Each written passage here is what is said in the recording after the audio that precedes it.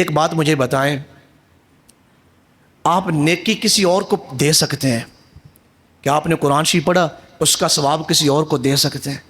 کیا گناہ بھی آپ کسی کو دے سکتے ہیں کہ یا اللہ میں نے یہ گناہ کیا ہے، اس کا ثواب فلاں کو پہنچا دیں؟ وہ کسی گاؤں کے چودھری صاحب نے دیگ پکوائی، اور پھر وہ ہمارے ہاں جو میلے وغیرہ ہوتے ہیں درباروں پہ، چادر لے کے چودھری صاحب آگے چل رہے ہیں، ساتھ ایک ڈھول والا بھی لے لیا۔ مسجد میں فون کیا امام صاحب کو کہ حضرت تشریف لائیں، میں دیگ جو ہے وہ دربار شریف پہ چڑھا رہا ہوں، تو آپ آ کے دعا کرا دیں۔ تو بڑے علماء بڑے ذی شعور لوگ ہوتے ہیں، تو جب دعا ہوئی تو انہوں نے کہا یا اللہ یہ چودھری صاحب نے دیگ پکائی، اس کا ثواب بھی، اور وہاں سے جو ڈھول بجتا رہا ہے اس کا ثواب بھی ہم یہاں پیش کرتے ہیں۔ تو چودھری صاحب نے یوں کون ہی لگائی، کہا حضرت کیا کہہ رہے ہیں، ڈھول کا بھی بھلا کوئی ثواب ہے؟ فرمایا جس کا ثواب نہیں پھر اس کو کیوں عمل شروع کیا ہوا ہے آپ نے؟ آپ نیکی زمانے میں کسی کو دے سکتے ہیں لیکن آپ گناہ کسی کو نہیں دے سکتے۔ اور اگلی بات میں آپ کو بتاؤں، نیکی کی جو برکتیں ہیں وہ آپ کو حاصل ہیں، آپ کی اولادوں کو بھی حاصل ہیں، اور جو برائی کی نحوستیں ہیں وہ آپ کو بھی حاصل ہیں، آپ کی اولادوں کو بھی حاصل ہیں۔ یہ بعض دفعہ انسان کہتا ہے نا کہ یار میری کوئی نیکی اگے آئی ہے تو میں بچ گیا ہوں۔ نیکی کتنی بڑی عبادت ہے اور کتنی بڑی نعمت ہے۔ انسان بڑے بڑے حادثوں سے ایسے بچ جاتا ہے جیسے آٹے میں سے بال کو نکالا جاتا ہے، اور پھر انسان کی زبان پہ کون سا جملہ ہوتا ہے، یقیناً میری کوئی نیکی آگے آئی ہے۔ اور بعض دفعہ انسان بالکل اسٹریٹ جا رہا ہوتا ہے، بڑی زندگی میں خوشحالیاں ہوتی ہیں، یک قدم نیچے آ جاتا ہے، پھر کہتا ہے پتہ نہیں میرے کون سے گناہ تھے جن کی وجہ سے میرا یہ حال ہوا ہے۔ نیکیاں انسان کو ہمیشہ عظمتوں سے نوازتی ہیں، اور برائی ہمیشہ انسان کو ذلت کا شکار کر دیتی۔ کچھ سال پرانی بات ہے، مدینہ منورہ میں حاضر تھا، تو یہ ابھی کچھ سال وہاں پہ سختیاں شروع ہوئی ہیں، اس سے پہلے وہاں پہ لوگ آنا جانا ساری رات باب السلام پہ رہتا تھا۔ تو میں وہاں پہ حاضر تھا، تقریباً کوئی 40 منٹ کو، رات کو 1:15 بجے یا 1:30 بجے کا ٹائم تھا، میں نے وہاں درود و سلام پیش کیا کھڑے ہو کے سنہری جالیوں کے سامنے۔ میرے ساتھ جو ساتھی جاتے ہیں ان کو پتہ ہے، ہمارے ہاں جو لوگ وہاں پہ جاتے ہیں ان کی کوشش ہوتی ہے کہ ہر نماز کے بعد حاضری پیش کریں سلام کے لیے، تو ہمارے بزرگ ان چیزوں سے روکتے ہیں، کہتے ہیں کہ تھوڑا تھوڑا جائیں، جتنا آپ کم جائیں گے اتنا عبادات آپ کو، اس کی جو روحانیت ہے وہ زیادہ حاصل ہوگی۔ ہم جتنی مرتبہ بھی گئے ہم کوشش کرتے تھے کہ سرکار علیہ السلام کی بارگاہ میں کم حاضر ہوں، تھوڑا حاضر ہوں، تو جب حاضر ہوں تو پھر مکمل طور پہ حاضر ہوں، پھر آنکھیں بھی کوئی کسی طرف دھیان نہ جائے اور دل کا بھی کسی طرف دھیان نہ جائے۔ میں سلام پیش کر رہا ہوں اور آنکھوں سے آنسو بہہ رہے ہیں۔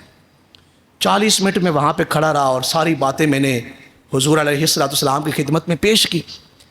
جب میں باہر نکلا تو ایک آدمی نے میرے ہاتھ پہ یوں کندھے پہ ہاتھ رکھا، وہ آپ کے لاہور کا ایک فرد تھا، اگر میں نام لوں تو آپ میں سے کوئی ایسا شخص نہیں جو اس کو نہ جانتا ہو۔ فلمیں بنانے والا ایک شخص تھا، اور وہ ہمارے ملک کا بہت مشہور جو ہے وہ آدمی تھا۔ وہ بھی میرے ساتھ کھڑا ہو کے کہیں سلام پیش کر رہا تھا۔ جب ہم باہر نکلے تھوڑا سا فاصلے پہ آئے تو مجھے کہنے لگا حضرت مجھے پہچانا آپ نے؟ تو میں نے کہا نہیں میں نے تو نہیں پہچانا۔ تو اس نے عجیب بات کی، کہا آپ نے کبھی فلمیں دیکھی ہیں؟ تو میں نے کہا آپ کہاں کھڑے ہوئے ہیں اور کیا پوچھ رہے ہیں؟ اور یہ میرے سامنے قرآن مجید ہے، جو احباب ہمارے گھروں میں جاتے ہیں میرے ساتھ گئے، الحمدللہ ہمارے گھر میں آج بھی ٹی وی موجود نہیں، یہ میں قرآن مجید سامنے رکھ کے کہہ رہا ہوں۔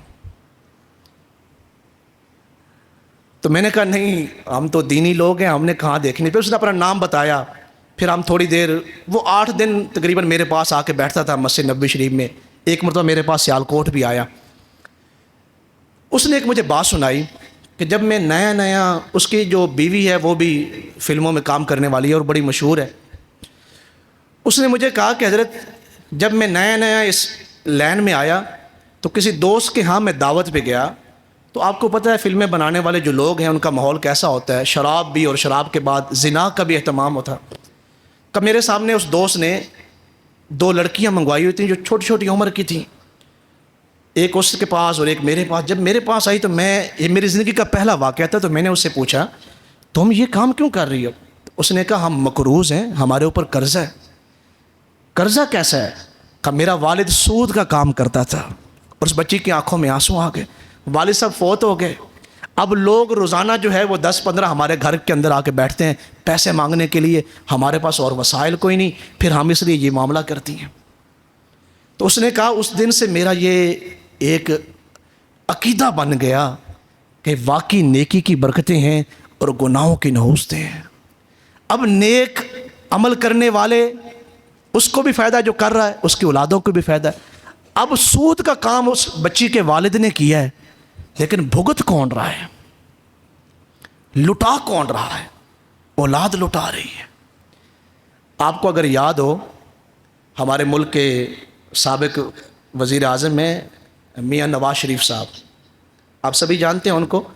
ان کے قریبی ذرائع سے مجھے ایک ان کا واقعہ کسی قریبی ساتھی نے سنایا تھا۔